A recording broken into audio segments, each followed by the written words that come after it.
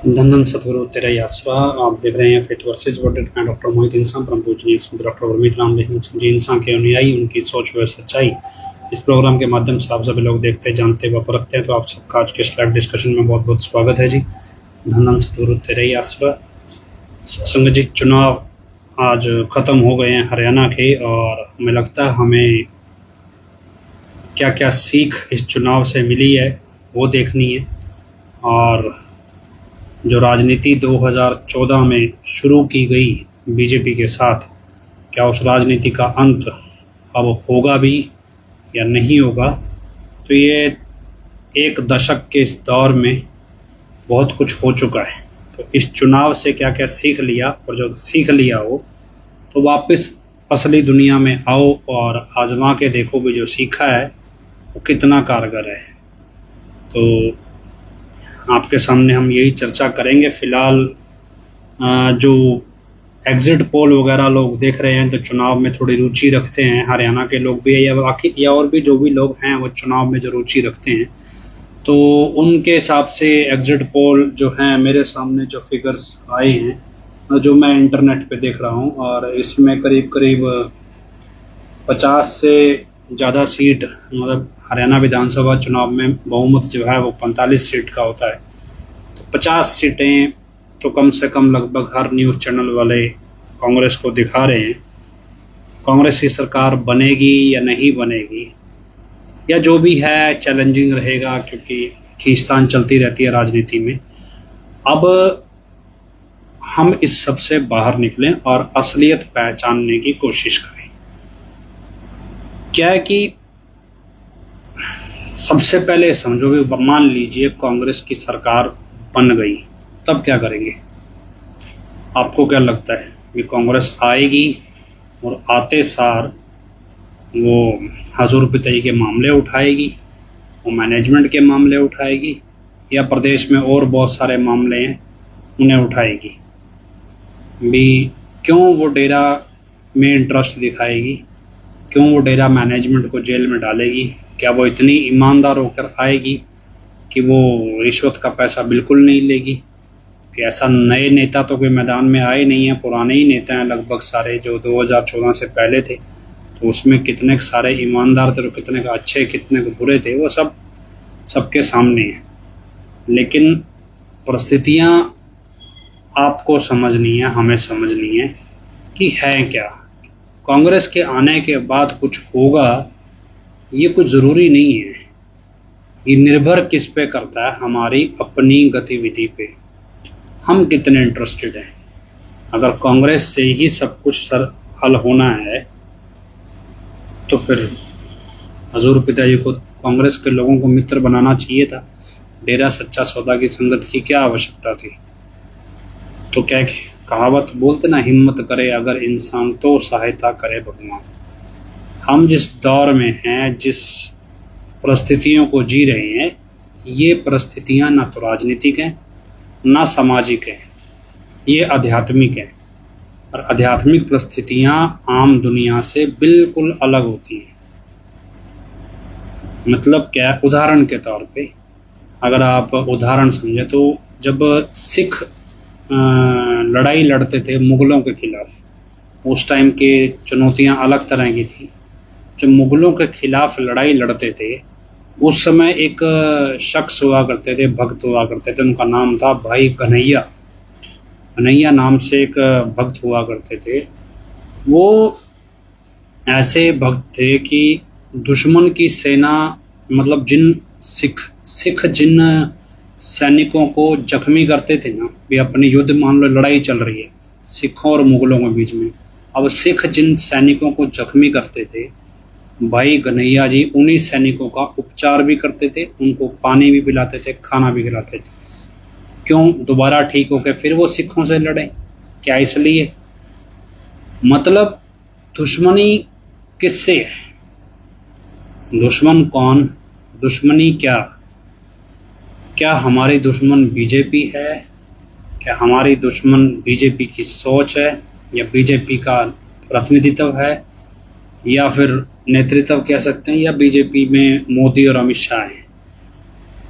भाई घनैया जी के अगर हम आज की परिस्थिति में सोचो भी, भाई घनैया जी की सिचुएशन को जब गुरु गोविंद सिंह जी के सामने रखा गया तो गुरु गोविंद सिंह जी ने से पूछा, भाई यार ये क्या करते हो, दुश्मन के सैनिक को पानी पिला रहे हो, ये सब कर रहे हो। तो उन्होंने बोला, जी ऐसा है, मुझे तो दोनों के अंदर ईश्वर दिखाई देता है, सिखों के अंदर भी दिखाई देता है, इनके अंदर भी आप ही के दर्शन होते हैं।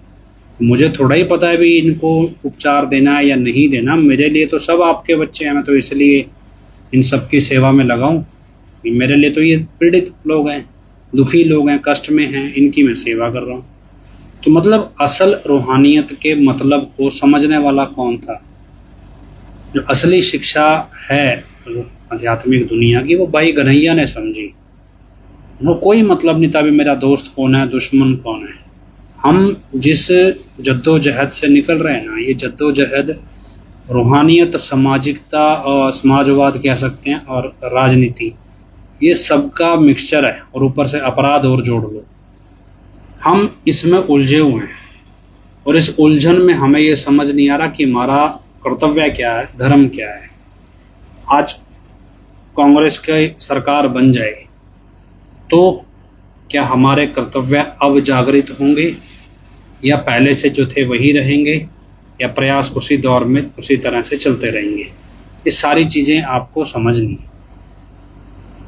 डेरा को मोटे तौर पे समझ लीजिए। पहले डेरा 4 हिस्सों में है, 4 हिस्सों में डेरा समझ लीजिए। पहला, हजूर पिताजी जो इस डेरा के विचारधारा के प्रमुख हैं। दूसरा, डेरे की अंदर साधु, सन्यासी जिसे कह सकते हैं, सतब्रह्मचारी या गुरु ब्रह्मचारी कहा जाता है, या अभी एक मस्त ब्रह्मचारी कोई नया नाम दिया है शायद। तो ये है दूसरी लेयर पे। तीसरी लेयर पे सेवादार हैं, चाहे वो आप शुरू से लेके एंड तक सारी चेन लगा लो, सेवा समिति, या फिर एडम ब्लॉक में जो गृहस्थी लोग हैं, या फिर 45-85, 25-15, 7 वगैरह जो भी हैं, पूरे सेवादारों की चेन है।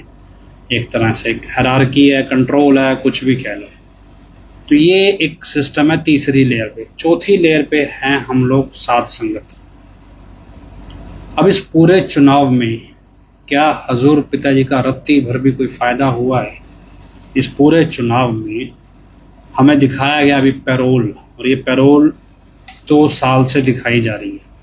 ये समझ में आज आ रहा है भी क्यों इस पैरोल के जरिए कैसे बीजेपी 2024 का चुनाव बुना रही थी, और कैसे चुनाव का प्रचार कैसे बुना जा रहा था, और किस तर्ज पे इकोनॉमिक टाइम्स अखबार हो या फिर इंडिपेंडेंट मीडिया हो, किस तर्ज पे हजूर पिताजी का नाम लेके बीजेपी को कमज़ोर करने की कोशिश में जो पत्रकारों ने डेरे का इस्तेमाल किया है, उनको ये समझ आ रहा है कि 2 साल से जो प्रोपेगेंडा बिल्डअप किया बीजेपी ने पैरोल का, ये सारा प्रोपेगेंडा का फोकस 2024 विधानसभा चुनाव भी था। सिर्फ बाकी और तो था ही गतिविधियां, लेकिन ये भी एक बड़ा मतलब मोटिव रहा इसमें, इस पैरोल को लेके। तो अब इस पूरे सिस्टम को अब आप समझिए अपने तरीके से, कि सारे उसमें हजूर पिताजी का एक बहरूपिया बाहर लाया गया, पूरी कोशिश की गई। क्या ये कोशिश इस तर्ज पे थी भी 2024 के विधानसभा चुनाव में डेरा की संगत के जरिए नकली राम रहीम बना के डेरा की संगत को वापस बांध लिया जाए और फिर बीजेपी के हक में इस्तेमाल कर लिया जाए? आम तौर पे जब आपराधिक साजिशें होती है ना, वो सबसे ऊपर वाले व्यक्ति की डिमांड के हिसाब से पनपती है। मैं आपको उदाहरण के तौर पे बताता हूँ। मान लीजिए प्रधानमंत्री ने दिल्ली से सिरसा आना है, तो ये पहला प्लान है दिल्ली से सिरसा आना। अब प्रधानमंत्री का असली मकसद क्या है सिरसा आने का? मतलब प्रधानमंत्री का मकसद है भी सिरसा के इलाकों में, इस एरिया के आसपास के एरिया में जितने भी प्रत्याशी चुनाव लड़ रहे हैं, उन सबको एक बूस्ट दे के जाना है, उनका लेवल बढ़ाना है चुनाव में। तो इसलिए भी उनका वो आ रहे हैं, ये प्रधानमंत्री की रिक्वायरमेंट है।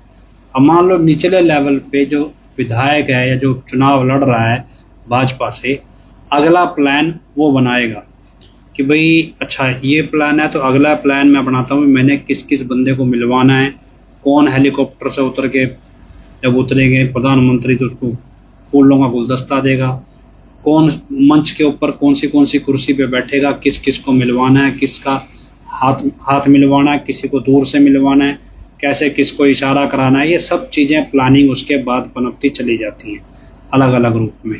किसकी सेटिंग करानी है, किसकी नहीं करानी, ये सब चीज़ें बाद की हैं। तो मेरा कहने का मतलब भी ऊपर से शुरू हो भी प्रधानमंत्री की रिक्वायरमेंट, फिर नीचे पार्टी की रिक्वायरमेंट, पार्टी से नीचे स्टेट की पार्टी जो स्टेट बीजेपी है उसकी रिक्वायरमेंट, फिर नीचे जो प्रत्याशी हैं उसकी रिक्वायरमेंट, प्रत्याशी के नीचे जो लोग हैं प्रत्याशी पे डिपेंडेड या उसको सपोर्ट करने वाले उसकी रिक्वायरमेंट, सब अपने अपने प्लान टॉप के प्लान से बनाना शुरू करते हैं। इसी तर्ज पे जब ये नकली वाला सिस्टम शुरू हुआ उसी तर्ज पे सब ने अपने अपने प्लान बनाए और सब अपने अपने प्लान में अपने अपने तरीके से चल रहे हैं।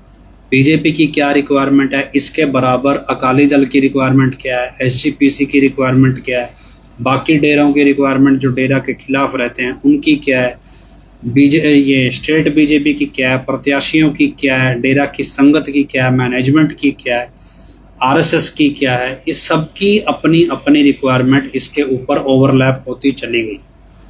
और पंजाब में मान लो रिक्वायरमेंट्स क्या है सिखों की कि भी उसमें भी कार्रवाई होनी चाहिए, तो सबकी रिक्वायरमेंट को फुलफिल करते करते एक पूरा सेटअप क्रिएट किया गया और इस सेटअप का आज ढोल फट गया। देसी भाषा में कहें में जो ढोल बजाया गया ये सारा ढोल आज फट के सामने आ गया। अब इस ढोल में कुछ नहीं बचा है। अब इस सिचुएशन को समझो, इस सिचुएशन में क्या हजूर पिताजी को रत्ती भर भी बेनिफिट मिला? इस सिचुएशन में दूसरी लेयर में डेरे के ब्रह्मचारी हैं, उन्होंने क्या खोया? प्रबंधकों को अलग कर दीजिए, जो आम सत ब्रह्मचारी हैं, गरीब घरों से आए हुए हैं, जिन्होंने कभी अपनी जिंदगी में कोई ऐसा चमत्कार देख लिया या ऐसा कोई साक्षात्कार उनके साथ हुआ, इन्होंने तय कर लिया भी अब हम जिंदगी छोड़ के सन्यासी जीवन जिएंगे। और सन्यासी जीवन जीने आए तो यहाँ पे तब जब सीधा साधा डेरा था, खेती बाड़ी थी, सब कुछ उतना ही था, तब तक तो ये सन्यासियों वाला काम चला बढ़िया। लेकिन जब डेरे में रौनक लगने लगी और धीरे धीरे शहरी लोग आने लगे, व्यापारी आने लगे, बड़े बिजनेसमैन आने लगे और फिर धीरे धीरे जो मॉडर्नाइजेशन हुआ उसके बाद वो सन्यासी अपने आप को सन्यासी रख नहीं पाए और उनके अंदर अलग अलग सबजबाग उठने लगे और वो रूहानियत को समझ नहीं पाए।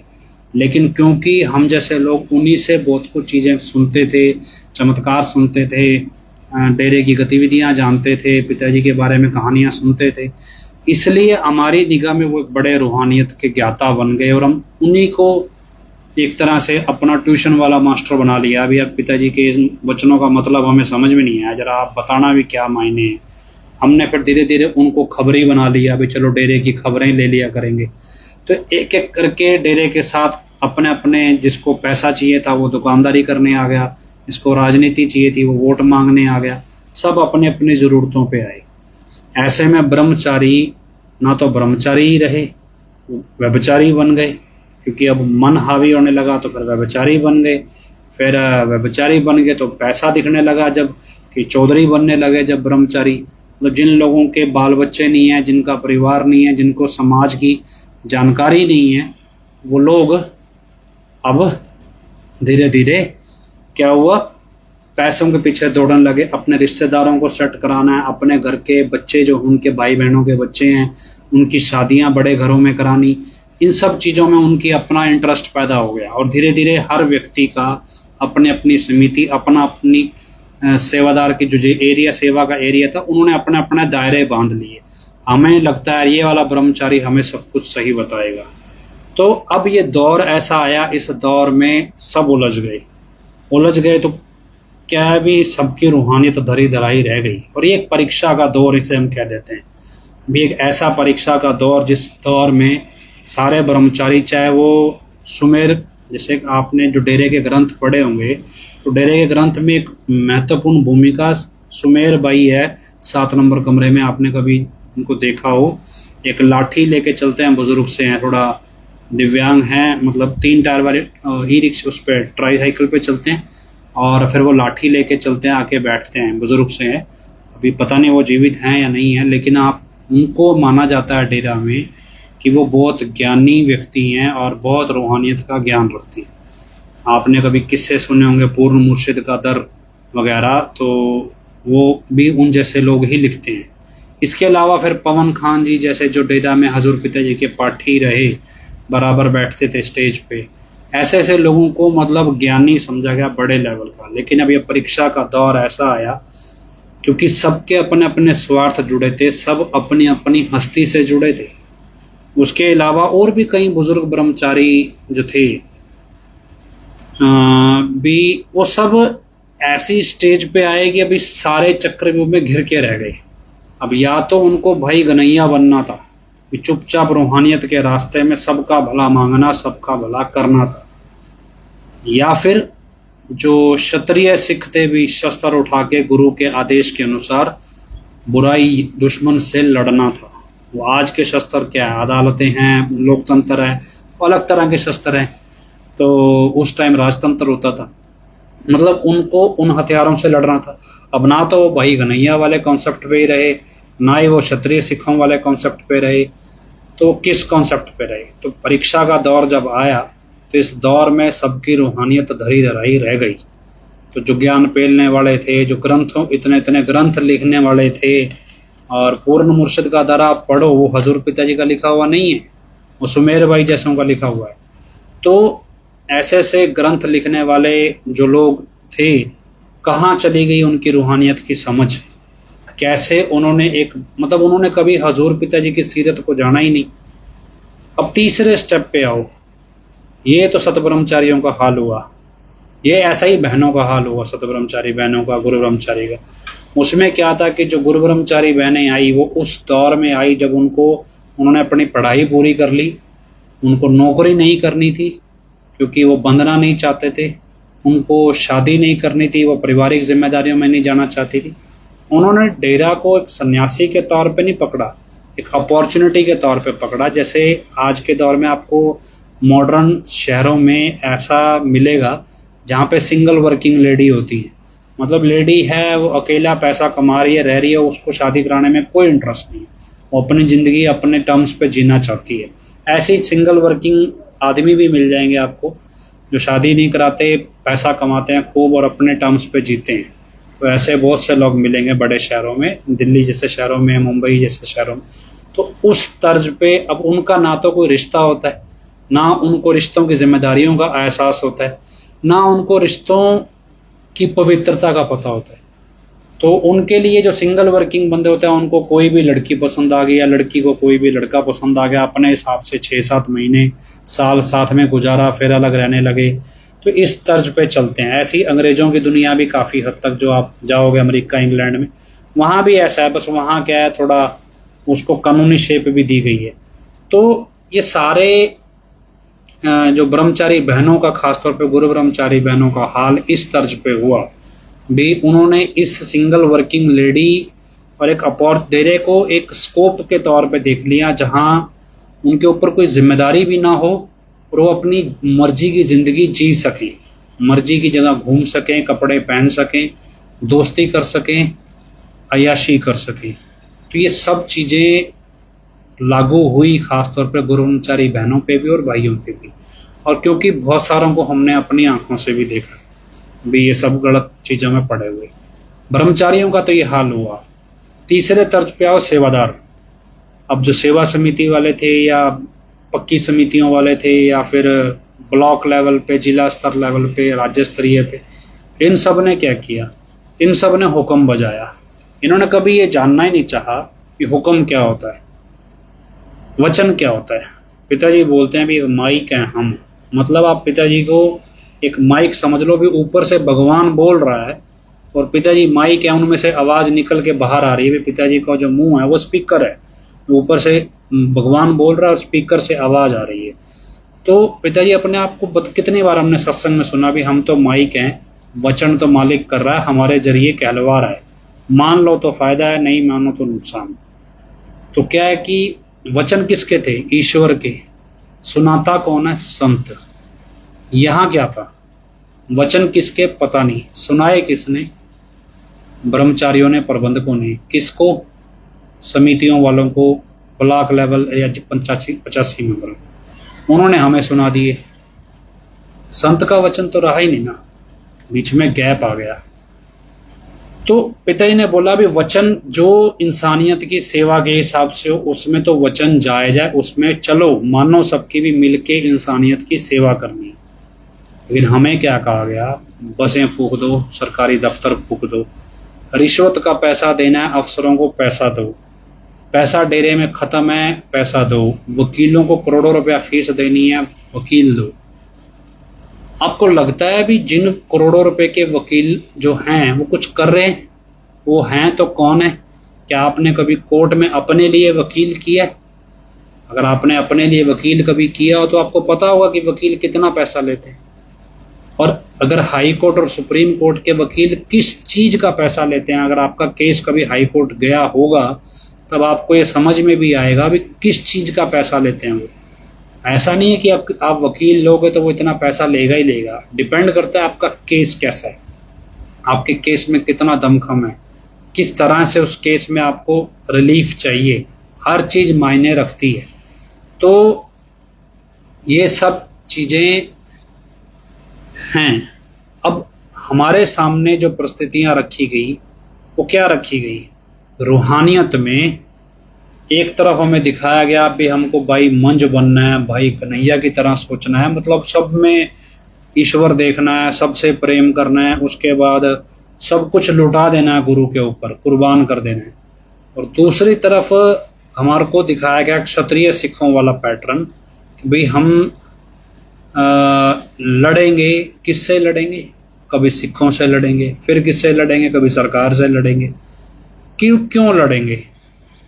सिख ने हमारा क्या बिगाड़ा? सरकार ने हमारा क्या बिगाड़ा? सरकार में दो पक्ष थे, हमने एक पक्ष का साथ दिया तो दूसरा पक्ष हमारे से नाराज हो गया। जब हम दोनों में से किसी का साथ ना देते, अपने काम से मतलब रखते, तो दोनों ही पक्ष हमारे साथ थे। कांग्रेस के लोग भी डेरा में आते थे, बीजेपी के लोग भी डेरा में आते थे, लेकिन हमें एक पक्ष का साथ देने के लिए कहा गया तो दूसरा पक्ष हमारे से नाराज हो गया। दूसरे पक्ष ने दुश्मनी निभाई, हमने क्या किया? हम अपने पैंतरे पलटते गए। किसके आदेश पे? प्रबंधकों के 85 मेंबरों पे। नतीजा क्या है? इनमें कौन सा गुरु का वचन था, कौन सा ईश्वर का वचन था? सब 85 मेंबरों के वचन थे और डेरे के प्रबंधकों के। तो किसको फायदा मिला? डेरे के ब्रह्मचारी सन्यासी बनने आए थे, ओढ़ निभाने आए थे, व्यभिचारी, लालची, अय्याश, ठीक है, और स्वार्थी बन गए पूरी तरह से। रूहानियत दूर दूर तक रही नहीं। जो भक्ति पिताजी बोलते थे, कई जन्मों की भक्ति किसी के माँ बाप की हो तो उसका बच्चा ब्रह्मचारी बनता है डेरे के अंदर। और सोचो उस बच्चे की कितनी भक्ति होगी, कितने जन्मों की। और फिर गुरु की शरण में एक बार हम दर्शन करने आते हैं, कितने यज्ञों का फल मिल जाता है, कितने हज कबूल हो जाते हैं, हम बोलते हैं। और जो रहते ही गुरु के पास हो उनकी कितनी भक्ति होगी, जो दिन रात सेवा करते हो, जिन्होंने 18-18 घंटे सेवा करके डेरा खड़ा किया, उन्होंने कितनी भक्ति कमाई। लेकिन अंत क्या? अंत में ये सारी भक्ति किसके लिए गवा दी? रिश्तेदारों को पैसा पहुंचाने के लिए। जो बाल बच्चे मतलब उनको रूहानियत की इतनी बात नहीं समझ आई कि रिश्ते कर्मों के लेन देन का बंधन होते हैं और कर्मों के लेन देन के बंधन इस जन्म में भुगताए जाते हैं। और अगर आप सन्यासी बन गए और ओढ़ निभा गए तो यश, जो उनकी वाहवाही, जो यश मिलेगा आपके कुल को, वो अपने आप उन सारे बंधनों के जितने भी आपके ऋण है वो खत्म कर देगा। लेकिन फिर भी ये पैसा आया कहां से? संगत को लूट के। तो संगत को लूट के जिन ब्रह्मचारियों ने अपने घर के लोगों को अमीर बनाया, तो क्या वो पैसा फलेगा? किसको फलेगा और कितना फलेगा? किसका फला? जो मान लो राकेश चिड़बा जैसे अरबपति बन गए, क्या मिला? क्या अरबपति बन के उसको? पागल कुत्तों जैसी हालत है उसकी। हमारे जैसे जो दुनियावी तौर पे राकेश जड़वा के बराबर कोई औकात नहीं रखते, हम जैसे लोगों से डर डर के भागता है राकेश जड़वा। शक्ल नहीं दिखा सकता खुलेआम किसी के सामने, छुप छुप के चलता है, 10 गुंडे साथ में रखने पड़ते हैं कहीं कोई मार ना दे। एक एक झूठ छुपाने के लिए 100 झूठ बोलता है, फिर 100 छुपाने के लिए 1000 बोलता है। एक अपराध को छुपाने के लिए 10 अपराध करता है, 10 को छुपाने के लिए 100 करता है। तो नतीजा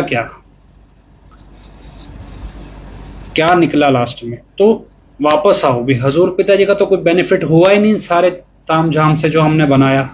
सतब्रह्मचारियों ने अपनी भक्ति सारी गवा ली, प्रबंधकों ने कहने को करोड़पति अरबपति बन गए।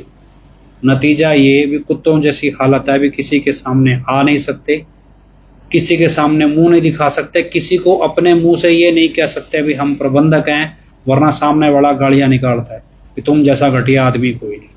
मतलब ना उनकी अपनी कोई औकात है, ना कोई पहचान है, ना कोई इज्जत है, ना सम्मान है तो सिर्फ पैसा, और इस पैसे का इस्तेमाल करने वाले माफिया, और डर डर के भागते पुलिस से, और उसके बाद दे पैसे पे पैसा ऐंठने वाले। अब ये सब अपराध की दुनिया ने, इन अपराधी जो इन्होंने जो दुनिया बनाई राकेश जड़वा जैसों ने, इन्होंने अपने जैसे लोगों को ही 85 मेंबर बना लिया जो इनके हिसाब से पैसों का, अपराध का काम इनका संभाल लें और इसमें रूहानियत घुसा के रखें।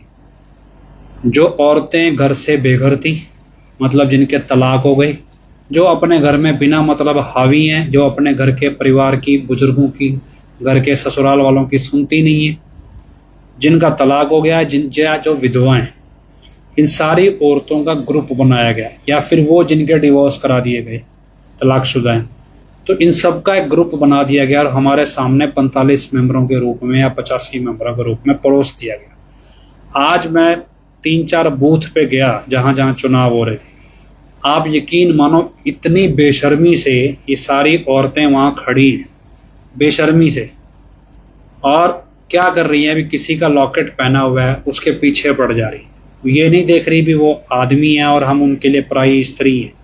ऐसे चिमड़ रही हैं भी जैसे भी अभी पता नहीं क्या करेंगे, और इनको किसी तरह बस, जो यहाँ तो गोपाल कांडा को समर्थन था, अभी गोपाल कांडा के हक में वोट दिलवा दें। मतलब पागलों की तरह। मैं काफी देर वहां खड़ के देख के आया भी कैसी गतिविधि है इनकी। तो ये सब चीजें हर बूथ पे चली। सिरसा में तो मैंने देखी, बाकी बूथों का आपको ज्यादा पता होगा जो गए होंगे। सिरसा में 3-4 बूथ अलग अलग हैं, अलग अलग वार्ड के बूथ पे जहां जहां मैं गया, और बाकी कई जगह मैंने वैसे पड़ताल की। मतलब रिजल्ट क्या है, ये फाइनली हम यहां खड़ गए आके। अब इनको क्या पड़ी है भी अपनी इज्जत नीलाम करके, बेइज्जती करा के। मतलब वहां पे जो बूथ लेवल के कार्यकर्ता है ना, उनके कर्मचारी, जो मतलब जो पार्टियों के अपने बूथ लेवल कार्यकर्ता हैं, वो तो बैठे आराम से कुर्सियों पे, उनको कोई मतलब नहीं है, उनको लिमिटेड है। लेकिन ये लगे आप पागलों की तरह। मुझे वो लोग भी मिले जो सत्संगी हैं नहीं, और कहते जी हमारे घर में भी रात को 10-10 औरतें आई, बोले जी बीजेपी इसको, गोपाल कांडा को वोट देना है। कह जी अब ना तो इन औरतों से बहस की जा सकती थी, रात को 9 बजे 10 बजे आ रहे, ना तो इनसे कोई पूछता भी तुम यार हमारे घर क्यों आए हो, हम तो प्रेमी ही नहीं है।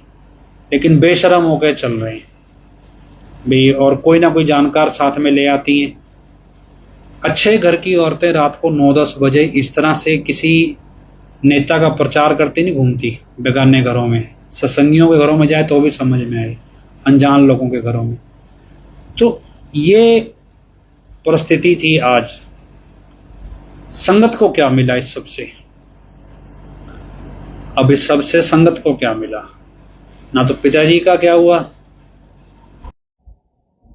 85 मेंबरों ने, या जो राज्य स्तर से लेके ब्लॉक स्तर के जितने भी हैं, इन सब ने अपने हिसाब से चीजें बना ली, अपने अकॉर्डिंग चीजें तैयार कर ली। नुकसान किसका था? या तो हजूर पिताजी का, या फिर संगत का। बाकी सब कहां है? बाकी सब फायदे में।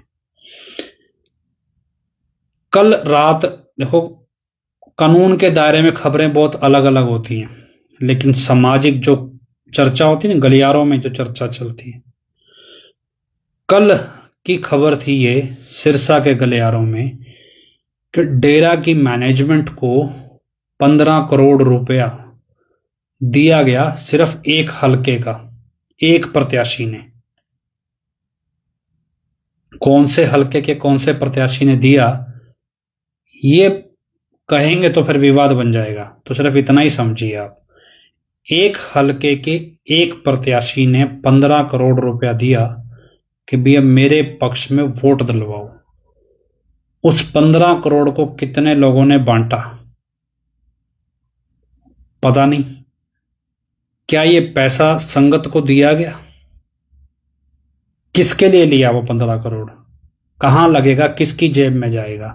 क्या वो डेरे को दान किया गया पैसा, जो रसीद काटी हो भी डेरे के ट्रस्ट में गया हो, या डेरे को प्रॉपर्टी दान की गई हो? वो हार्ड कैश दिया गया।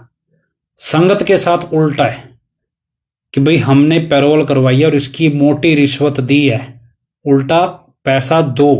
मतलब इलेक्शन के दौर में प्रत्याशी लोगों में पैसा बांटते हैं, ये संगत से भी पैसा लूट रहे हैं और संगत के नाम पे प्रत्याशी से भी लूट रहे हैं। प्रॉपर्टी खरीद रहे हैं गुजरात में, दुबई जैसे शहरों देशों में, ऑस्ट्रेलिया जैसे देशों में, कनाडा जैसे देशों में, इंग्लैंड जैसे देशों में अपने बिजनेस सेटअप कर रहे हैं।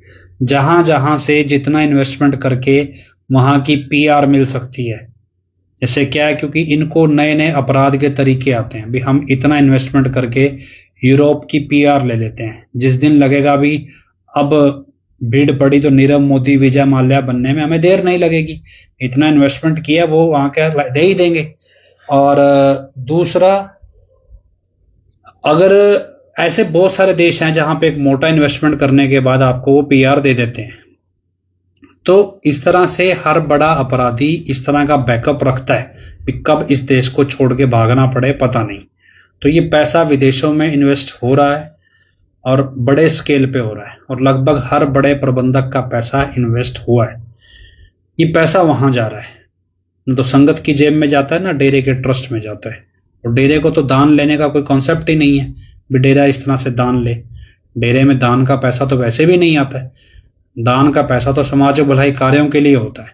डेरा का अपनी काम के लिए कोई दान नहीं लिया जाता। आपने कभी सुना डेरे के बिजली का बिल 2017 से पहले भी आपकी संगत के सामने रखा गया हो कि बिजली का बिल इतना है जी, डेरे का दान करो पैसा? डेरे में दान पात्र, दान का सिस्टम ही नहीं है। अब इस सब में नुकसान किसका? हम समाज में देखते हैं इस्लामिक आतंकवाद है, सिख आतंकवाद भी आता है, खालिस्तान के तौर पे दिखाते हैं, या फिर अलग अलग संगठन जो सरकार की तरफ से सिख आतंकवादी संगठन बनाए गए हैं, जैसे Babbar Khalsa type, Khalistan tiger force, ऐसे ऐसे संगठन जिनको भारत सरकार ने आतंकवादी संगठन घोषित कर दिया है।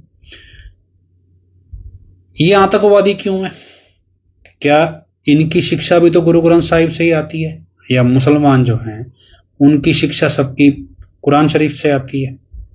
तो वही शिक्षा वो मुसलमान भी लेते हैं जो सबसे प्रेम करते हैं, वो सिख भी लेते हैं जो सबसे प्रेम करते हैं, वो भी लेते हैं जो आतंकवादी बन जाते हैं। फर्क क्या है? फर्क है शिक्षा को समझाने वाले में भी। एक वचन है, इस वचन के मायने कौन किस तरह से समझाएगा। आपको छोटा सा उदाहरण देते हैं। आपने कॉमन सा श्लोक सुना होगा, सबते वड्डा सतगुरु नानक जिन कल राखी मेरी। ये लाइन जो है गुरु नानक देव जी की ही लिखी हुई है। अब इसे पढ़ने का नजरिया अलग अलग है।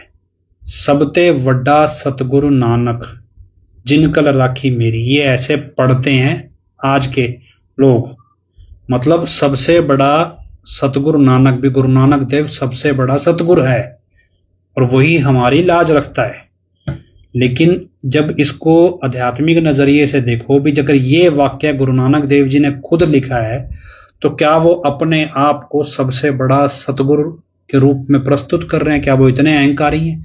जबकि दूसरी तरफ गुरु नानक देव जी का ही वाक्य है, कोई आखे पूतना कोई कहे बैताला, कोई कहे आदमी नानक बेचारा।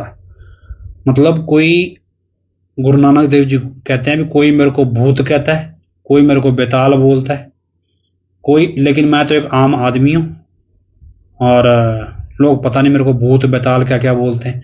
मतलब एक तरफ गुरु नानक देव जी इस तरह के शब्द भी अपने लिए इस्तेमाल करते हैं, तो क्या वो अपने आप को सबसे बड़ा सतगुरु बोलेंगे?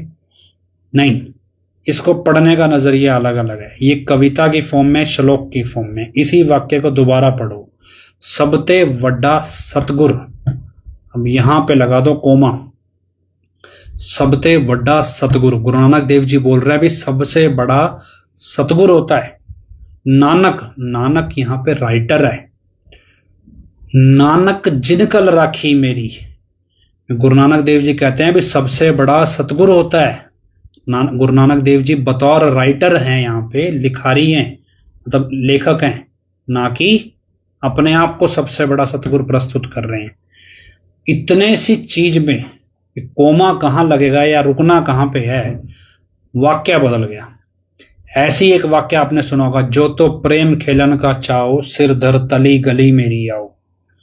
अब इसी वाक्य को जब आतंकवादी के तौर पर प्रस्तुत किया जाता है भी अगर प्रेम खेलने का शौक है, सिर धर तली, मतलब वो इस रूप में प्रस्तुत करते हैं भी आपको कुर्बानी देनी है, अगर आप सिर भेंट कर सकते हो, मर सकते हो, तो आ जाओ फिर जुल्म से लड़ने के लिए। लेकिन डिपेंड ये करता है भी आपके सामने जिसे जुल्म दिखाया जा रहा है, क्या वो वाकई में जुल्म है, और जो तरीका आप इस्तेमाल में ला रहे हो क्या वो अंतिम तरीका है? क्योंकि जान दाव पे लगा देना तो अंतिम रास्ता है। तो क्या ये तरीका धर्मानुसार वैध है? क्या इतिहास हमें ये बताता है भी यही तरीका एकमात्र तरीका है? लेकिन इसी को जब आप आध्यात्मिक तौर पे पढ़ोगे तो इसके नजरिए कुछ अलग है, क्योंकि इसके आगे की लाइन जब आप पढ़ोगे तो बिल्कुल अलग है। भाई जो तो प्रेम खेलन का चाहो, भी अगर आपको ईश्वर का प्रेम पाना है, खेलना है उसके प्रेम में, जो तो प्रेम खेलन का चाहो, सिर धर तली गली मेरी आओ। सिर का मतलब हस्ती, आपका सिर ना हो तो आपकी आइडेंटिटी नहीं है, तो सिर धर तली मतलब अपनी हस्ती मिटाओ, अपनी हस्ती मिटा के आना पड़ेगा आपको। अगर आपकी अपनी कोई हस्ती है तो फिर गुरु की हस्ती नहीं है। जो तो प्रेम खेलन का चाहो, सिर धर तली गली मेरी आओ, इस मार्ग पैर तरी जय। इस मार्ग पे अगर आपको पैर रखना है, सिर दीजिए, अपनी हस्ती वारनी है, कान ना कीजिए।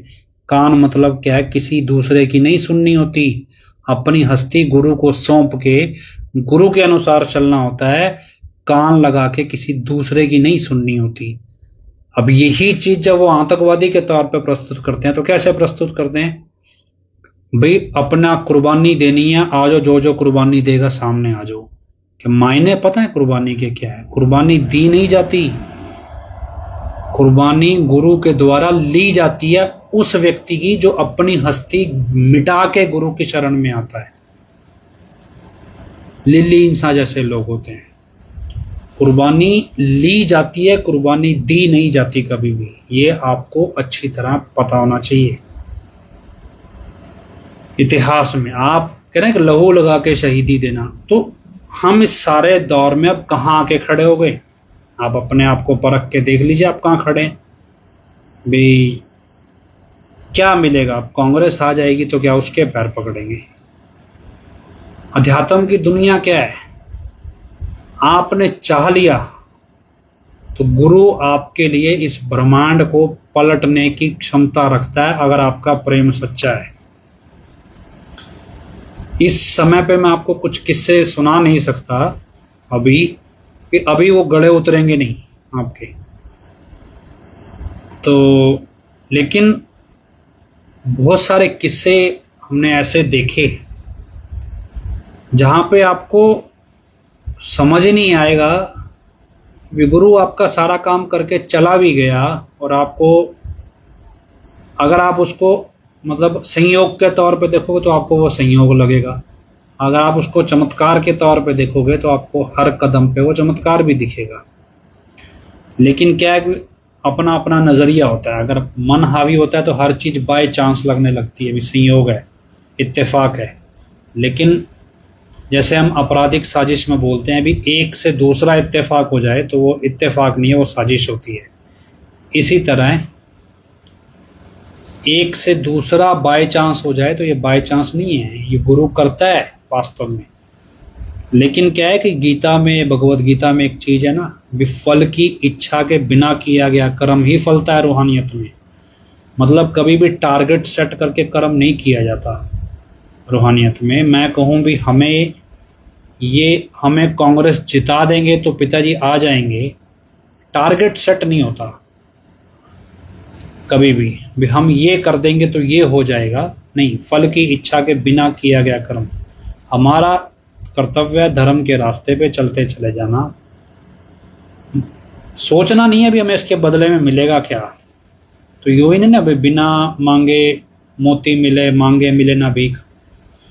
तो सिंपल सा कॉन्सेप्ट है। अब हम कहीं भी कांग्रेस जिता देंगे तो शायद बीजेपी आ जाएंगी, ओ सॉरी हजूर पिताजी आ जाएंगे, ये शर्त नहीं होती। या बीजेपी जिता देगी तो ये हो जाएगा। रूहानियत में क्या है, आपने कर्म करना है, अपने गुरु का प्रेम पाना है। संत का अपना तौर तरीका है। परम पिताजी कितने बीमार रहे, 2 लोग पकड़ के सहारा देते थे, जबकि हजूर पिताजी के वचन आप सुनोगे, हजूर पिताजी क्या बोलते हैं, हम मानते ही नहीं थे भी परम पिताजी कभी बीमार हो सकते हैं। उनका अपना खेल है, संत के अपने खेल है, अपनी नियति निर्धारित है, जो होना है वो होना ही होना है। लेकिन हम अपना कर्म गुरु के प्रेम के अनुरूप करें भी। हमारा एक ही लक्ष्य है भी हमारी ओड़ निभ जाए। उस ओड़ में हमारे को गुरु प्रेम कब बख्शेगा। जितना मैंने डेरे में समझा है, देखा है, या जितना स्टडी किया है, जो लोग दिखावटी हैं, बनावटी हैं, जितने भी लोग, चाहे वो सतब्रह्मचारी हुए चाहे वो सेवादार हुए, उनको कभी भी डेरे में मौत नहीं आई। मतलब गुरु के पिताजी के रहते वो ओड़ नहीं निभा पाए। कोई ना कोई ऐसा दाग उनके साथ जुड़ ही गया, निभती ही नहीं है ओड़। और कई बार ऐसी स्टेज आती है भी ये संघर्ष है। और यकीन मानो, जिस दिन आपको प्रेम का एहसास होगा ना गुरु के, आप समझ लेना आपकी जिंदगी का अंतिम दौर शुरू हो गया है। क्योंकि गुरु अगर आपको पहले प्रेम बख्श देगा तो सबसे बड़ा दुश्मन है भक्ति का अहंकार। अगर आपको एडवांस में भक्ति अभी बख्श दी तो भक्ति के अहंकार में ही मर जाओगे। सुदामा की कहानी सुनना, कभी पढ़ना। सुदामा ने यही कहा था कृष्ण को, कभी मैं तेरा भगत था, अब तूने मेरे को महल दे दिए, भी तूने मेरे को भक्ति बख्शनी थी। मैं तो भक्ति पाने आया था, मेरे को महल मुनार दे दिए, भी ये तो माया में उलझा दिया मेरे को। मैं कहाँ तेरी भक्ति करूंगा, अब मेरे को माया इतनी मिल गई। तब उसने कहा जी मेरे को कोई ऐसा आशीर्वाद दे भी ये माया मेरे पे हावी ना हो। तो तब श्री कृष्ण जी ने आशीर्वाद दिया ना सुदामा को, भी ये माया तेरे पे हावी नहीं हो सकेगी। और सुदामा का फिर आगे सेवा में इस्तेमाल भी किया। लेकिन क्या गुरु बख्श दे सब कुछ, उसके बाद भक्त उस भक्ति के अहंकार से बच पाए, बहुत मुश्किल है। इसलिए जितना मेरा अजमाया है, अगर एक भाई पूछना किस्सा, मैं आपको किस्सा सुनाता हूँ। एक अंबाला का 45 मेंबर था, बहुत अच्छे सेवा किया करता, बहुत ज्यादा सेवा किया करता। तो एक दिन पिताजी, मैंने आपको शायद पहले भी किस्सा सुनाया, एक दिन पिताजी ऑनलाइन एक बिल्डिंग की नींव रखने वाले थे और मेरे ही फ़ोन पे वो फ़ोन कनेक्टेड था। पिताजी बाहर थे कहीं और फ़ोन कॉल पे मेरे फ़ोन पे जुड़े हुए थे, वीडियो कॉल पे दूसरा फ़ोन लगा हुआ था। तब ये इंटरनेट इतना ज़्यादा नहीं था, वीडियो कॉल अलग चल रही थी, फ़ोन पे कॉल अलग चल रही थी। तो संगत क्या फटाफट सेवा कर रही थी और भाग दौड़ में हज़ारों लोग थे वहाँ पे। उस भाग दौड़ में हज़ारों, तब इतनी क्लैरिटी नहीं आती थी वीडियो कॉल पे। और उस भाग दौड़ में अचानक वो 45 मेंबर भी सेवा कर रहा था। सरदार था वो, अंबाला साइड का था, नाम मुझे नहीं मालूम, मैं सिर्फ चेहरा जानता था। अचानक से भागते भागते पिताजी ने आवाज लगाई, कहते भी ये यहाँ क्या कर रहा है। तो वो उसको बुलाओ। तो वो अचानक से उसको पकड़ा गया, बुलाया गया और कैमरे के सामने आ गए। पिताजी ने उससे बातचीत करना शुरू कर दिया, बाकियों को बोला भी सेवा करते रहो। और उससे बातचीत शुरू की, उसके परिवार के बारे में पूछना शुरू किया, उसके हालचाल सब कुछ पूछना शुरू किया। और मतलब जब वो बातचीत खत्म हुई, लगभग 2-3 मिनट की वो बातचीत चली, उसके बाद वो 45 मेंबर इतना खुश था भी जैसे फट जाएगा खुशी में। इतना खुश था, मतलब सारे उसको बधाई दे रहे हैं, सब कुछ है, मतलब ऐसे खुश हो गया, सबको ये लग रहा है भी ये बहुत अव्वल दर्जे का भक्त है, भी जिसको पिता इतने प्रेम से हर चीज पूछ रहे हैं। और 2 दिन बाद वो चोला छोड़ गया। ये एक किस्सा नहीं है, ऐसे अनेकों किस्से हैं भी, ब्रह्मचारियों में भी ऐसे किस्से मिलते हैं भी। जब उनका अंतिम समय नजदीक आया तो अचानक से उनको आखिरी दिनों में बहुत कुछ नज़ारे मिलने लगे। और लेकिन बस तब ये दौर था भी, अब भी प्रेम और निभ गया है, बस अब क्या अहंकार हावी होगा। लेकिन अगर लंबा चल जाए इसके बाद ये परिस्थिति, लोग पूजने लग जाते हैं। तो अपन एडम ब्लॉक सेवा समिति, जितने भी लोग आपको बढ़िया लगते होंगे, वो क्यों अच्छे लगते हैं? वो अपनी छवि बनाते हैं भी हाँ, हम देखो पिताजी के साथ रहते थे, हम पिताजी के नजदीक रहे हैं, हमें पिताजी ने ये प्रेम बख्शा, इतनी रहमतें बख्शी। एक आदमी साइकिल पे था, आज उसके कोठियां बंगले बन गए और वो नाम सुमरण करना छोड़ गया, नाम चर्चाओं में आना छोड़ गया, तो उसे भक्ति बख्शी या अहंकार बख्शा? क्या उसको मिला पैसा वाकई में रहमत है? और अगर रहमत हो, क्या उस रहमत के अहंकार में उसने गुरु को विसरा दिया? कितने लोग ऐसे हैं जो डेरे के नाम पे करोड़पति बने और उसके बाद उनको मतलब ही नहीं है सत्संग से क्या। बहुत ज्यादा बुरे हालात हैं। पर क्या है कि कब कहाँ खड़े हैं हम, तो अब हमें नए दौर में हैं। नए दौर में हम उम्मीद करते हैं भी जो 2014 में हरियाणा की साध संगत ने, हाँ ये लिख रहे हैं गुरनाम बाई जी थे अंबाला से, तो लगभग 2015 की बात होगी जब वो चोला छोड़ गए मेरे हिसाब से। कुलवंत कौर जी लिख रहे हैं, अगर आपको इतनी जानकारी भी होगी तो शायद ये कन्फर्म करें भी 2015 में वो चोला छोड़ गए थे। तो ऐसी एक बहन भी थी जो तेरावास के अंदर मीटिंग में बैठी थी, ग्रीनेस की, लगभग 40-42 साल उम्र हुई होगी। बहुत, मतलब मुझे नहीं पता था वो कौन है, लेकिन वो वहाँ पे अचानक उनको दिल का दौरा पड़ा और उनकी मौत हो गई। और जब उनको अस्पताल लाया गया, कोशिश की, वो शॉक वगैरह देते ना, फिल्मों में देखा होगा ऐसे करंट लगाते, तो जब उनको होश नहीं आया, और ग्रीनेस की वर्दी पहनी हुई थी, तो मैं तेरावास में नहीं था, मैं हॉस्पिटल में मौजूद था इमरजेंसी में। तो मैं पूछा भी उनको, जो सेवादार लाए थे भी कहाँ से लेकर आए? बोले भी ये तेरावास से लेके आए, क्योंकि मेरे जानकारी में उस टाइम मेरे को किसी ने समझाया था, कह लो। मैं ये चीज़ बहुत बारीकी से स्टडी करता था भी, जो कवाली आती है भी, जिस सतगुरु मेरा जिस राह निकले, उस तरफ नु मेरा साह निकले, उदे दर ते जे हशमत शाह निकले, जिंद असल टिकानी हो जावे। कि उसके दर पे अगर मौत आए तो जिंद असली टिकाने पे पहुंच जाती है। तेरावास में जिसको मौत आई है वो कोई साधारण महिला नहीं है, वो कोई अव्वल दर्जे की भक्त है। मैं जानना भी चाहा उस लेडी के बारे में जो उस समय वहाँ के, मुझे नहीं पता वो कौन थे सेवादार, जो उनके साथी, जो भी बहनें बाद में उनके परिवार वाले आए, तो तब हमने जाना तो उन्होंने बताया कि वो वाकई में अव्वल दर्जे की सेवादार थी। तो मतलब ये आपको ये इतिहास, ऐसी चीज़ें, बहुत सारी चीज़ें आती हैं। हमारे यहाँ कॉलोनी में अरोड़ा साहब थे, वो हर रोज सुबह 3 बजे उठ के नाम जपते थे, हर रोज सुबह डेली नियम से। सेवा करते करते एक दिन वो कप धो रहे थे और कप धोते धोते वो चोला छोड़ गए। जब वो चोला छोड़ गए तो उनके बारे में पिताजी बता रहे हैं कि भाई ये नियम से नाम जपते थे, और पिताजी बता रहे हैं भी ऐसी मौत को, भी सेवा करते करते मौत आ जाए, ऐसी मौत को एक सन्यासी, एक सतब्रह्मचारी भी तरसता है कि मुझे ऐसी मौत आनी चाहिए, भी सेवा करते करते मर जाऊं। भी ये अव्वल दर्जे की मौत होती है, या आप सेवा करते करते मर जाओ, भी इसे एक शहादत की तरह भी गिना जाता है। आप मतलब ये सोच, हम ये चीजें सीखने आए थे डेरे में भी, कैसे हमारी मौत हो, कैसे हमारी ओढ़ निभे, प्रेम कैसे निभाना है भी। उस प्रेम में हमारे बंधन क्या है भी, हमारी पारिवारिक जरूरतें, रिश्ते सब कुछ बंधन ही तो हैं। अगर ये सारे बंधन ना हो तो फिर भक्ति में लगा रहे बंदा, बाकी मन माया के बंधन अलग है। हम बंधनों में फंसे हैं, तो इन्हीं बंधनों से निकलने के लिए नाम जपते हैं भी गुरु हमारे ये बंधन तोड़े। लेकिन इन्हीं बंधनों में और फंसने के लिए हमें राजनीतिक नेताओं का साथ चाहिए, हमें अपने घर परिवार बड़े बनाने। तो हम डेरा में किस लिए आए? हम इन बंधनों से निकलने आए थे क्या इसमें ज्यादा फंसने आए थे? तो बार बार पिताजी स्टेज से बोलते रहना भी, कोई समस्या है, डाउट है भी, जब तुम्हारा गुरु सर्व सामर्थ है तो फिर नेता उससे ज्यादा सामर्थ्य कैसे रख सकता है, कोई पार्टी उससे ज्यादा सामर्थ्य कैसे रख सकती है? हमें जरूरत क्या थी किसी नेता की? अगर आज हम धर्म युद्ध में कहीं भी बीजेपी को हराने के लिए कांग्रेस जिता भी दें, ठीक है, ये धर्म युद्ध है, पर इसको दूसरे एस्पेक्ट में देखें तो ये परिस्थिति हमारी खुद की खड़ी की गई है।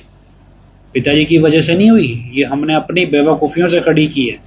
हमने पिताजी के वचन नहीं माने इसलिए खड़ी हुई, माने होते तो थोड़ी खड़ी होती। नतीजा क्या है?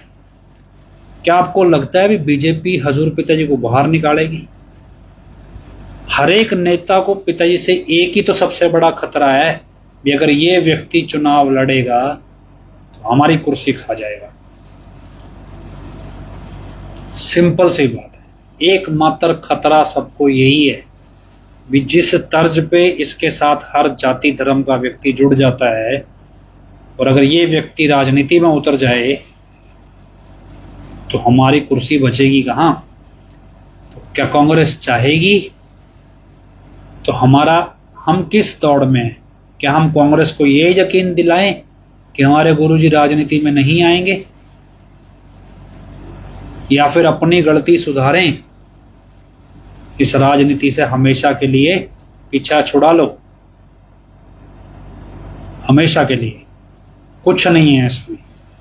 या फिर डेरे की छत्र छाया से बाहर निकल जाओ, और छत्र छाया में छतरी सिर्फ गुरु है।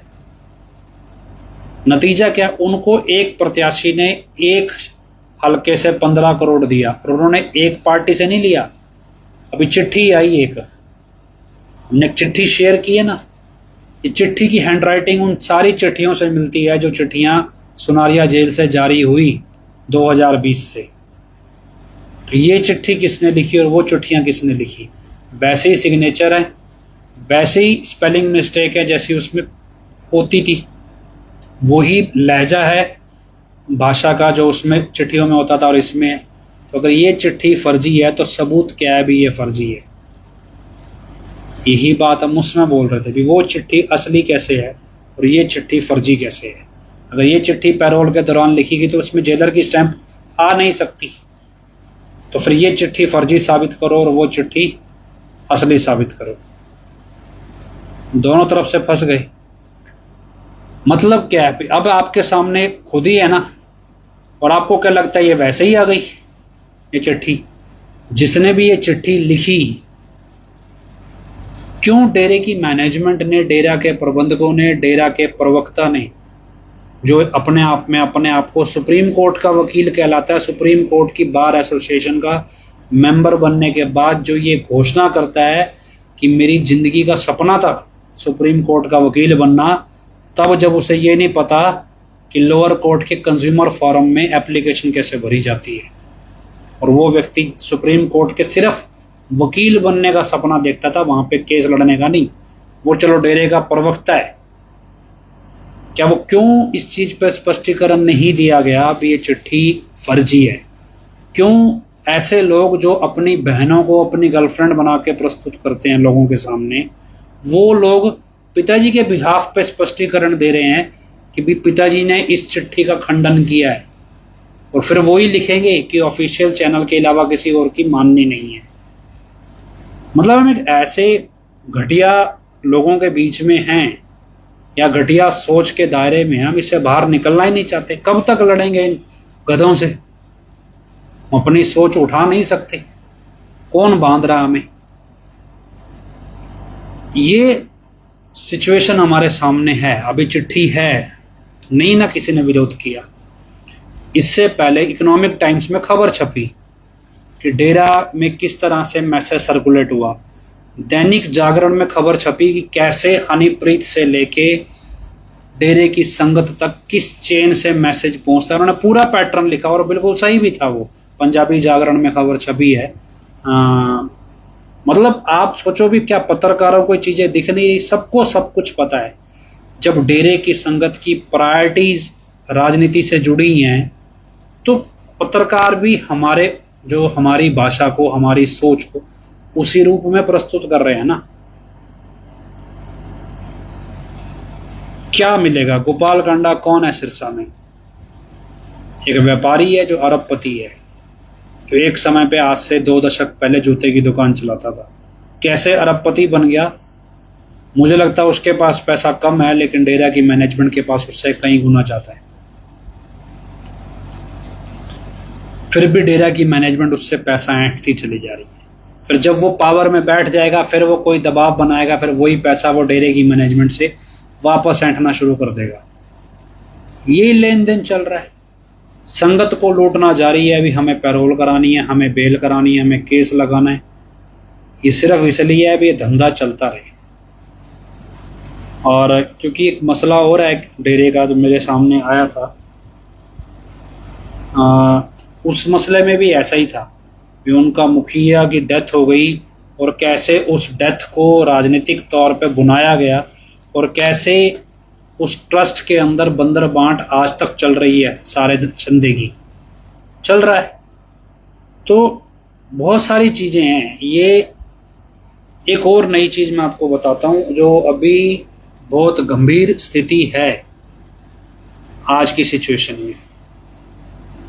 किसी ने पिताजी से पूछा कि जी मजलिस के अंदर जो कई बार बहनों का शब्द लगवाते हैं तो एक ही क्यों लगवाते हो? कभी कभार आपने देखा ना मजलिस में पिताजी की हजूरी में कभी कभार बहनों का शब्द लग जाया करता था, कोई एक शब्द लगता था, कभी कभी, हर रोज नहीं लगता था। किसी ने सवाल पूछ लिया, जी ये तो बहनों के साथ भेदभाव है, जितने भजन भाइयों के लगते हैं उतने बहनों के लगवाया करो। पिताजी कहते भी, मतलब ये पर्सनल लेवल पे क्वेश्चन पूछा भी, लोग इसको भेदभाव नहीं समझेंगे।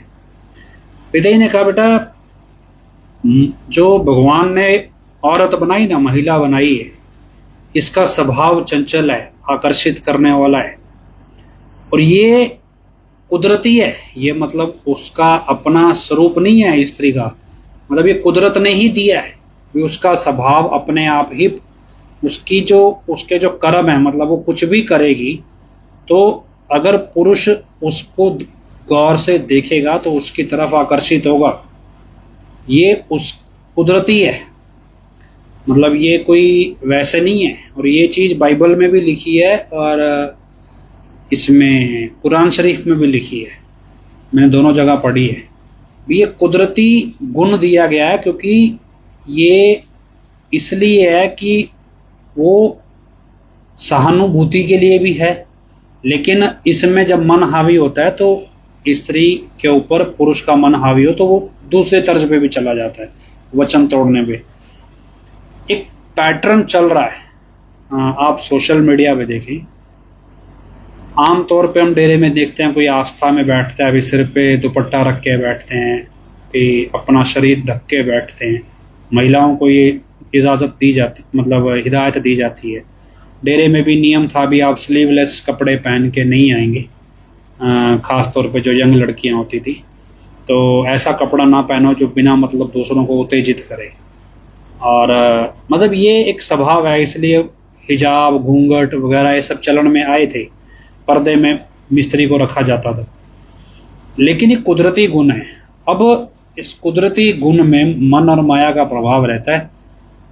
मेरे को आज 2-3 वीडियोज भेजे। अब कुछ लेडीज हैं जो ऑनलाइन नाम चर्चाएं चला रही, चलाओ भजन भी गा रहे हैं। उनमें क्या है जी, आदमी जुड़ते हैं, औरत भंगीदास है, ऑनलाइन भजन गा रही है। जो पहनावा वो पहन रही है, वो पहनावा सभ्य समाज में भी दिखाया नहीं जा सकता। अगर आप खुले तौर पे नाम चर्चा में भी वो पहनावा पहन के अगर कोई स्त्री आए तो उसको भी टोक दिया जाए, ऐसे कपड़े मत पहन के आया करो नाम चर्चा में। सत्संग तो बहुत दूर की बात है, ये संत के सामने ऐसे कपड़े पहन के जाना तो बहुत बड़ी बात है। तो भी ये इस तर्ज पे आप चीजें हो रही हैं अभी, और वीडियोस आ रहे हैं। और मुझे तो आज किसी ने भेजे, ये मैं देख रहा हूँ बहुत पुराने, काफी लंबे टाइम से चल रहे हैं। हाल ही में एक लड़के ने मुझे बताया, बोला जी ऐसा है कि मैंने फेथ वर्सेस वर्डिक्ट को ताजा ताजा देखना शुरू किया है, और कुंवारा लड़का है, कम उम्र का है, कहता जी पैसे वाला है, कह सकते हैं अच्छे घर का है। कि जैसे ही मैंने देखना शुरू किया तो हमारे इलाके में जो 45 मेंबर है या 85 है, कोई जिम्मेवार है, उसके घर की कुंवारी लड़की मेरे को फ़ोन करती है, मैसेज करती है, वो मेरे से दोस्ती करना शुरू कर देती है और आखिर में वो मेरे सामने एक शर्त रखती है भी अगर तुम मेरे से एक प्रॉमिस करो तो मैं तुम्हें हिमाचल घुमा के लाऊंगी। एक कुंवारी लड़की एक पराये कुंवारे लड़के को मैसेज कर रही है, अनजान को। प्रॉमिस क्या करना है भी? फेथ वर्सेस वर्डिक्ट नहीं देखना। आप अंदाजा लगा रहे हो भी फेथ वर्सेस वर्डिक्ट नहीं देखना, इसके लिए एक जिम्मेवार के घर की कुंवारी लड़की अपनी इज्जत दांव पे लगा रही है। अगर ये पैटर्न डेरा की संगत में पनपने लगा है, आप इस चीज को समझने की कोशिश करो, अगर ये पैटर्न डेरा की संगत में पनपने लगा है भी लड़कियां इस तर्ज पे लड़कों को फंसाएंगी भी एडम ब्लॉक के अनुसार चलो, वो लड़का उम्र 20 साल होगी, पिताजी जब जेल गए होंगे तब 13-14 साल का वो रहा होगा, तो उसे नहीं ज्ञान होगा डेरे का उतना। अगर वो आज समझना भी चाहे डेरे को, वो अपनी जिंदगी समझना चाहे, सोचना चाहे, तो अगर जिम्मेवारों के घर की लड़कियां ऐसी हो रही हैं तो आप अंदाजा लगाओ भी किस तरफ धकेला जा रहा है सिस्टम। ऐसे से लोग जिनके घर के सदस्य हजूर पिताजी के स्टेज लगाया करते, हजूर पिताजी के मतलब पर्सनल सामान का संभाल करना बिल्कुल साथ रहा करते, उन घरों के बच्चे या उन घरों के सदस्य जो महिलाएं नाम चर्चाएं लगा रही हैं उनके साथ चैटिंग कर रहे हैं ऑनलाइन लाइव पे चलती नाम चर्चा में। हमने 4-5 साल से लाइव किया है, लगभग 2020 से कर रहे हैं। आपके सामने कितने वीडियोज हमारे पुराने पड़े हैं। कौन सी माता बहन के साथ हम यहाँ डिस्कशन में उतरते हैं भैया? हम नहीं ना उतरते। बहन वीरपाल कौर जो बोलते हैं वो मेरी माँ की उम्र के हैं, माँ समान ही है, और उनका बेटा मेरे साथ पड़ा हुआ है। उनको भी हम इंडिपेंडेंट बुलवाते हैं, हम डिस्कशन में नहीं जाते हैं, भी वो अपना बात रखना चाहती हैं अपने तरीके से। ये हम मतलब अगर डेरे का पैटर्न ही जिस डेरे में हम 3 परहेज मानने आए, वो डेरे का पैटर्न ही अगर हमें भ्रष्ट कर रहा है हमारे कैरेक्टर को, फिर हम डेरे में है ही क्यों? मेरे से कितने लोग पूछते हैं कि जी ऐसा क्या खिला दिया आपको डेरा मुखी ने भी आपको कुछ दिखता ही नहीं है डेरे से अलग, भी ऐसा क्यों पागल है डेरे की संगत भी डेरा मुखी के पीछे? ऐसा क्या खास है उनमें जो कहीं और है ही नहीं? असल में हमने जानना ही नहीं चाहा भी हजूर पिताजी की पवित्रता क्या है, भी उनकी सोच क्या है, वो किस मकसद से यहाँ आए हैं। और मैं एक उदाहरण देता हूँ कईयों को कि मान लीजिए हमारी जिंदगी में आज से 10 लाख साल बाद हमारी 84 लाख जुनिया खत्म होके हमारे को हमारे कर्मानुसार इंसानी जन्म मिलना था। गुरु ने रहमत करी, हमारे को एडवांस दे दिया, कहीं दृष्टि पड़ गई किसी पूरे गुरु की, कहीं पे पेड़ पौधे भेड़ बकरियां बने होंगे तो जल्दी इंसान का जन्म मिल गया। फिर गुरु ने कृपा करी, पूर्ण गुरु की शरण भी मिल गई, नाम भी मिल गया, मोक्ष का रास्ता भी मिल गया, लेकिन प्रारब्ध में कर्म तो थे नहीं, तो गुरु ने मौका दिया भी प्रेम कमा लो, लेकिन हमसे कमाया नहीं गया। और आखिर में हम खुद ही कहें यार ये डेरे के अंदर ये माहौल पनप गया, होना नहीं चाहिए था, लेकिन हमने नाम जप के कभी खुद नहीं देखा कि क्या हमारी जिंदगी में ये दिन भी था भी हमें पूर्ण गुरु मिल जाएगा और हम मोक्ष के काबिल बन भी सकते हैं। क्या इसके लिए भी हम ऑथोराइज थे? अगर हम अपने कर्म खंगालने लगे, हम थे नहीं, हमें बख्श दिया गया, लेकिन उसके बाद हमने कदर नहीं पाई क्योंकि फ्री में मिल गया ना, बिना मेहनत नहीं की। अब जो जन्म जन्मांतर तक रूहें भटक रही हैं, जो वाकई में गुरु के प्रेम को पाने के लिए तरस रही हैं, जिन्होंने वाकई में भक्ति करी, उनको मिला नहीं, वो ओरिजिनल फॉर्मेट में है। हमें बख्श दिया, हमने कदर नहीं पाई। फिर जब उनको मिलेगा फिर हम किस गिनती में रहेंगे? भी हमने अपना दायरा आंख बंद करके भी इतना ही है, हम देखना ही नहीं चाहते बाहर की दुनिया क्या है। तो कब देखनी है, कैसे देखनी है, ये आप तय कीजिए। कितनी बार मैं ये बात बोल चुका, भी हम कब तक बोलेंगे और आप कब तक सुनोगे?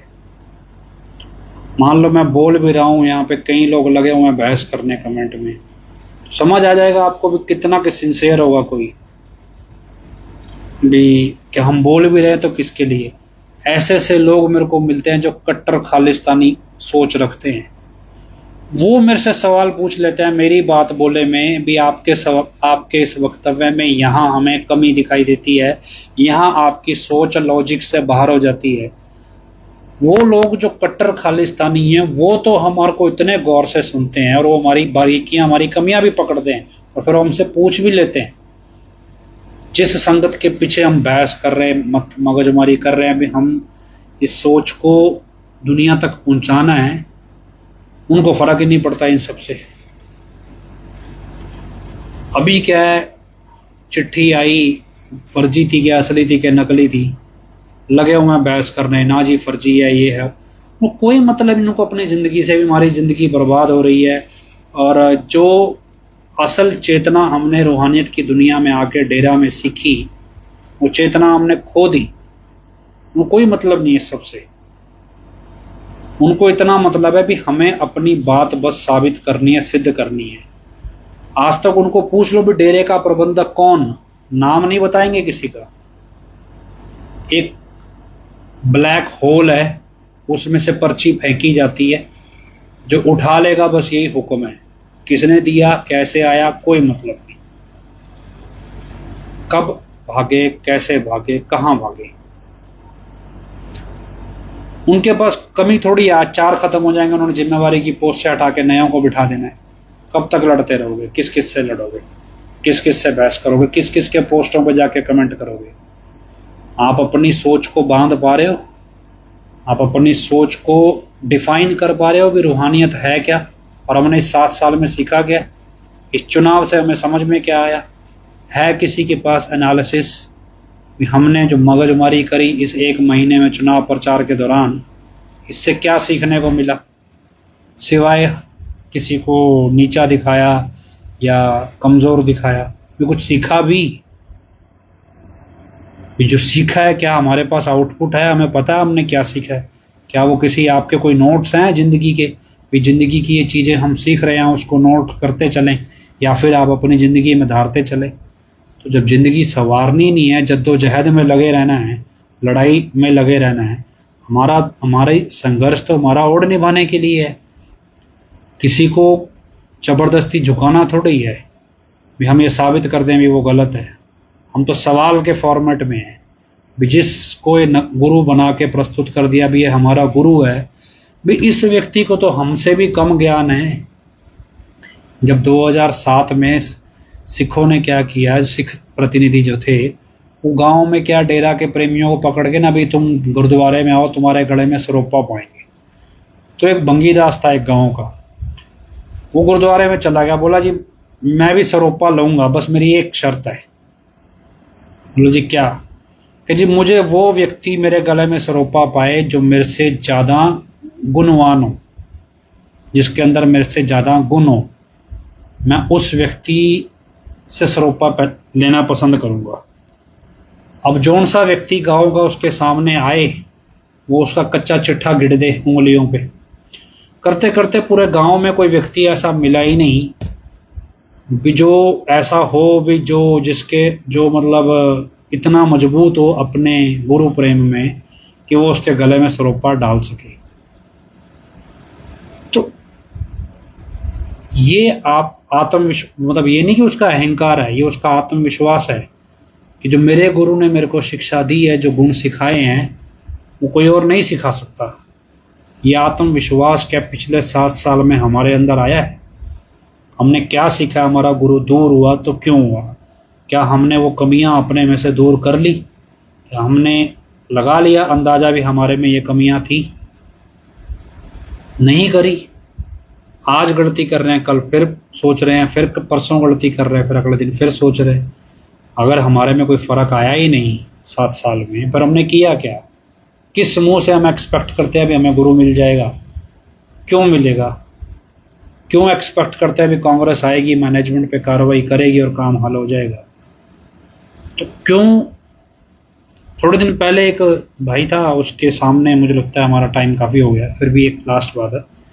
थोड़े दिन पहले हमारी टीम का एक सदस्य था, उसके सामने एक परीक्षा आ गई किसी रूप में। उसने एक रूहानियत के रास्ते में कदम उठा लिया, और कदम उठाया तो उसके सामने एक परीक्षा खड़ी हो गई आध्यात्मिक दुनिया के हिसाब से।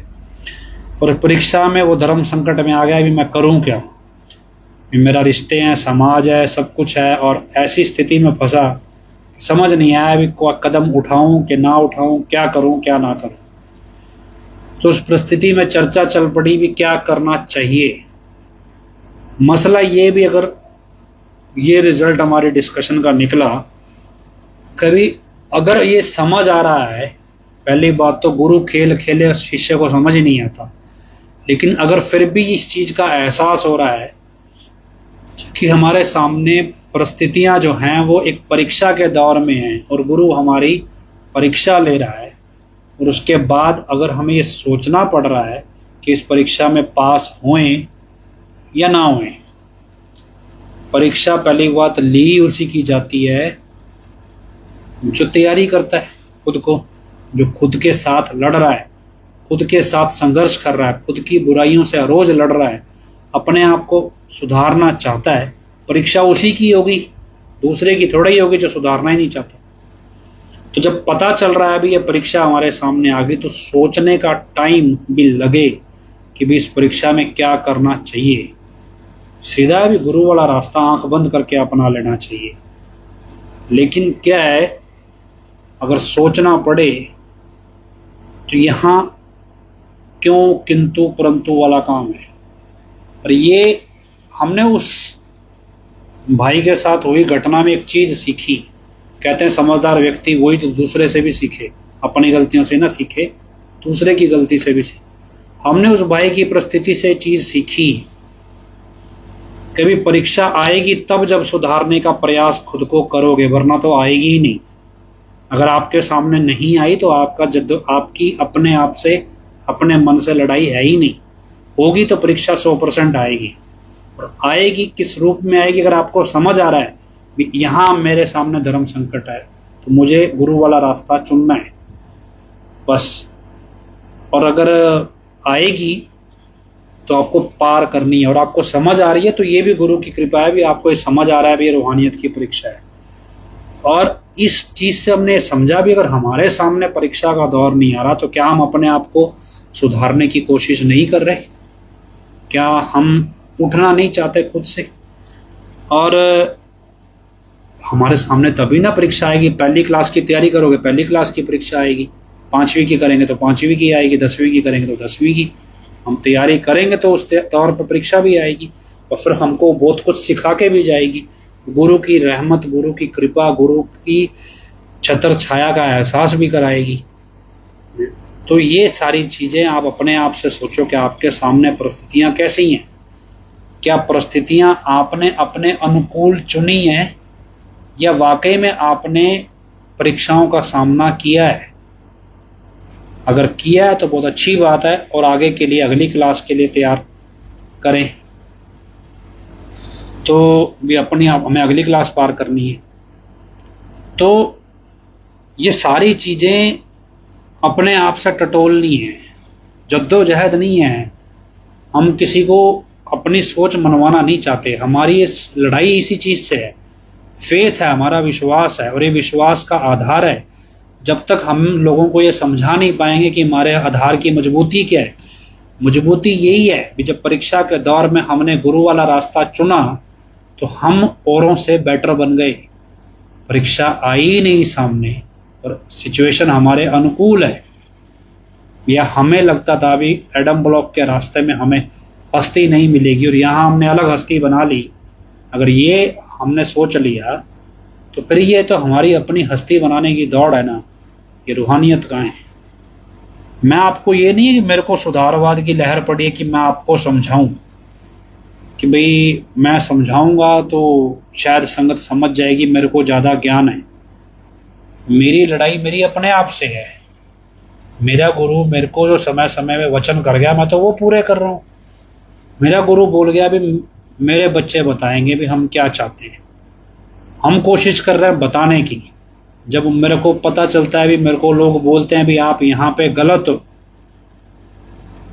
तो मैं खुद को सुधार रहा हूं ताकि मैं बता सकूं कि मेरा गुरु कैसा था। और यहाँ जो सोच है वो मेरी गलत, मैं तो अपने गुरु का वचन मान रहा हूं। मैं कुछ ये नहीं है कि मेरे को संगत सुधारनी है, लेकिन जो लोग हमदर्दी रखते हैं मुझसे, मेरा साथ देते आए, सिचुएशन खराब भी आई, जेल जाना भी पड़ा, केस भी पढ़ते हैं, उनसे अपनापन हो जाता है भी चलो सब मिलके चले मिलके चलेंगे, एक सोच पे चलेंगे, डिस्कशंस में आएंगे, नई चीजें निकलेंगी तो शायद मकसद जल्दी हासिल होएगा। पर मुझे लगता है कि जितने लोगों के मैं संपर्क में आया, जो मेरी उम्मीद थी वो शायद अभी मैं पूरी होती मेरे को दिखती नहीं है। बहुत से लोग ऐसे हैं जो बहुत ज़्यादा सामाजिक तौर पे तो मैच्योर हो गए, मतलब उनको समाज में चीज़ों का सामना करना आ गया, समाज में डरना वो कम कर गए, लेकिन रूहानियत वाली साइड पे वो बढ़ना नहीं चाहते, वो अपनी आदतों को छोड़ना नहीं चाहते। मतलब वो एक स्टेज पे जाके अपना सुविधा का दायरा बांध लेते हैं। और ये मेरे लिए नहीं करना है, ये आपको अपने लिए ही करना है। आप मेरे साथ खड़े तो मेरे को, मैं आपके साथ खड़ा हूँ कि आपको लगता है भी जो मैंने संघर्ष करके या मैंने जद्दोजहद करके सीख ढूंढ लिया और आपको नहीं मिला तो मैं बना बनाया दे देता हूँ। लेकिन कोई दौड़े तो, जो दौड़ रहे हैं उनके साथ डिस्कशन होती भी है। बहुत से लोग ऐसे हैं जो बड़े बड़े खतरे भी उठा रहे हैं। ऐसा नहीं है कि वो मतलब डेरे के बीच में रह के भी सब कुछ समझते हैं। तो खैर, कोशिश करते रहो, प्रयास करते रहो। इसमें ये नहीं है भी आपके पास कोई हुनर होना चाहिए तो ही आप कामयाब हो। आपकी सोच अगर मैच्योर है, परिपक्व है, तो दुनिया आपको सुनती है, समझती है। जब वो आपसे कन्नी कतराने लगे, आपसे सवाल करने से डरने लगे भी इनके पास जवाब है, तो समझ लेना भी उन्होंने अपनी हार स्वीकार कर ली। दूसरे लाइन पे जब वो सवाल इसलिए बंद कर देते हैं अगर आप अंधभक्ति में आ जाते हो, लेकिन जब आप टका के जवाब देने लगो तो अगले लाइव में हम जिक्र करेंगे खास तौर पे फिल्मों का, क्योंकि बहुत जगह आपके सामने ये सवाल आता होगा भी फिल्मों के अंदर क्यों पिताजी ने फिल्में बनाई और अगर ना बनाई होती तो चीज़ें कुछ और होती, परिस्थितियां कुछ और होती। तो हम ये चर्चा करेंगे। तो खैर, आज हमने समय आपका काफ़ी ले लिया है, तो हम उम्मीद करते हैं, प्रार्थना करते हैं सच्चाई जल्दी सामने आए। इस उम्मीद के साथ हजूर पिताजी के चरणों में नारा लगाते हैं, धन धन सतगुरु तेरे ही आसरा। और हम प्रार्थना करते हैं हजूर पिताजी के चरणों में भी, जो लोग अपने गुरु से, अपने सतगुरु से और निभा गए और इंसानियत के रास्ते पे शहीद हो गए, मालिक की गोद में उनको जो भी स्थान प्राप्त हुआ है वो स्थान उनको और भी ऊंचा प्राप्त हो। इस प्रार्थना के साथ हम हजूर पिताजी के चरणों में नारा लगाते हैं, धन धन सतगुरु तेरे ही आसरा। आखिरी में अरदास बोलते हैं, धन धन सतगुरु तेरे ही आसरा। हे मालिक, तुझे लाज है, अब बहुत हो गया, तू दया में रहमत कर। तेरे प्यार मोहब्बत की राह में हमें कोई दुख तकलीफ ना आए, तो ऐसी रहमत बख्श व सबको सुमति दे। किस तरह से देनी है यह तू सब जानता है, जिसको जैसे देनी है वैसी दे, वो तेरी मर्जी। धन धन सतगुरु तेरे ही आसरा।